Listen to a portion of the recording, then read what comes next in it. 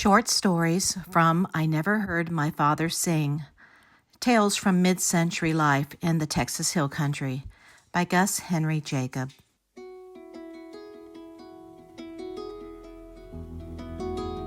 Let me take you back to the time I got lost in Austin, Texas.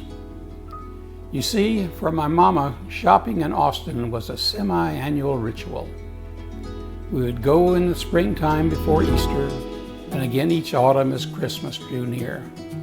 Sometimes Daddy came along, but he left Mama to shop alone while he found some business to attend, or to stop a while at the local office of Merrill Lynch, Pierce, Fenner, and Bean, just to check out the Wall Street stock market. I was 5 years old that December as I followed behind Mama through the Christmas crowd as she wheeled my baby sister Arlene in her pram. I had one hand in Mama's and the other was tightly clutching Joji Joe, my stuffed elephant friend. Every once in a while, Mama would let go of my hand, but I just kept my eye on the sister's carriage and toddle along.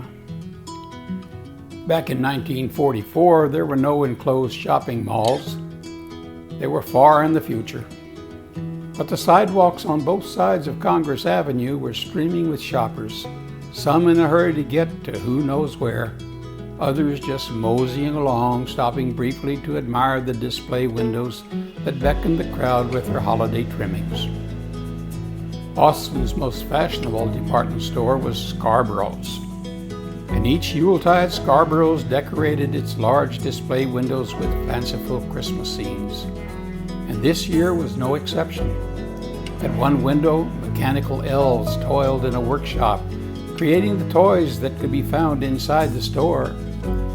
In the next window, elves were in a park, hoisting drinking mugs of pink lemonade that constantly flowed from a huge faucet, floating in midair.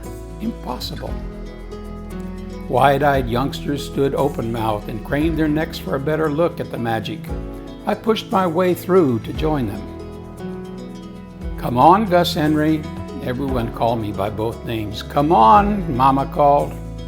"We still have to get you some shoes at Buster Brown's, and it's 3 blocks away." Oh, doesn't she know that 3 blocks is 3 miles for a foot-sore 5-year-old? Just follow the carriage, follow the carriage, hold Mama's hand, follow the carriage, cross the street, don't bump into backsides, follow the carriage. I stopped in my tracks. My brain screamed what my mouth couldn't utter. "Hey, you're not my Mama, and what are you doing with my baby sister?"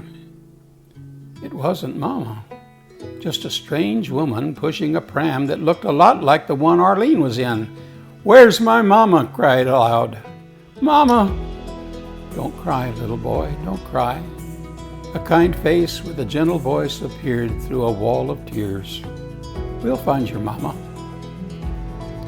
Soon I was sitting in a room surrounded by blue uniforms, handing me donuts and hot chocolate. One of the officers gave me a pair of real handcuffs and showed me how to snap them closed. And then he tried to arrest Joji Joe, but before he got the chance, I clamped the cop in a chair with his own handcuffs. He wasn't going anywhere. No one was taking Joji Joe. I don't know how long it had been, but the tears had stopped, and I was no longer thinking about Mama when a familiar face came through the door. It was Daddy. He was smiling, but he wasn't angry either. And was that a tear rolling down his cheek?